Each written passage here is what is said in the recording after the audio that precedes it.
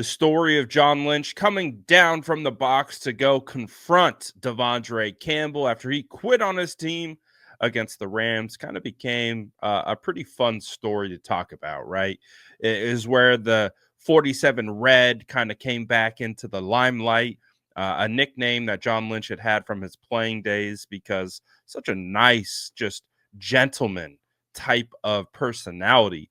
But on the field, a maniac, a guy who just completely gets the switch flipped and is able to just turn on the craziness, right?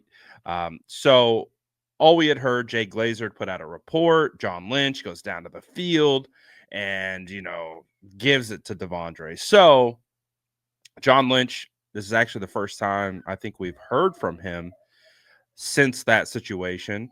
So he hops on KNBR to kind of give his actual recollection of what had happened. So take a listen to what John Lynch said went down on the sideline between De'Vondre Campbell and himself. Take a listen right here.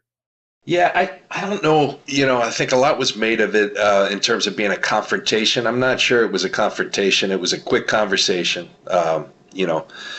I think we had a little signal going in that his energy wasn't right. Kyle had a conversation with him, and we thought everything was going to be all right. It wasn't, and you could see that right away during the game. At some point, it became clear to me he was refusing to go in the game, and we had a couple linebackers down, and so. And then, as you're watching it, they come out of half and whatnot. I think, it was becoming a distraction in what was, essentially a playoff game for us. And at that point, Kyle's coaching the team. I usually don't go down until late in a game, but, I could see that it was really becoming a distraction as one by one players, coaches were trying to get him to go. And I finally just said he needs to, I need to go see what's going on. And if what's going on is what I think's going on, he needs to get off the field. And so that's simply what it was. And that's how it ended up. And it's unfortunate. It's nothing that anyone wanted, but you can't stand for that.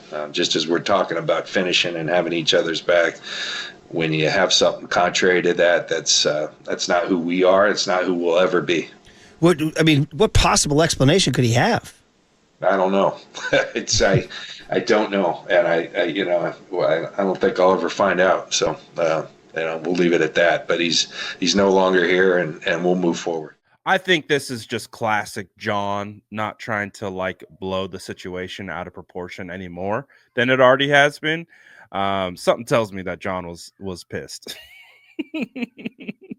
He's like, oh yeah, it wasn't like it was explained from his very, very, very good friend Jay Glazer. They used to work together for years. They're tight. So Jay's probably a little bit more closer to the truth. I just think John, in typical fashion, doesn't want to make it about him, doesn't want to inflate the situation any more than it needs to be. I think we all know that John Lynch was not happy about that situation. And he kind of goes into detail, kind of explaining what had happened. And it all makes sense. It's just a crazy situation, how it all played out. And the fact that, I'm surprised how long we've been talking about this. I would now have to imagine the loop is closed. I thought the loop was closed earlier, but I guess we hadn't heard from John Lynch on the matter.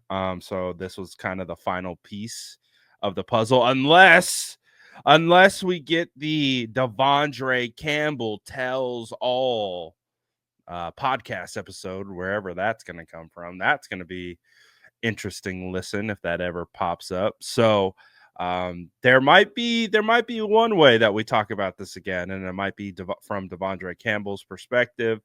But we've heard from the players, we've heard from the coaches, now we've heard from John Lynch. Can't imagine we're going to hear from anyone else, barring De'Vondre Campbell. So let me know what you guys think about this in the comments below. And as always, make sure to like and subscribe for more updates.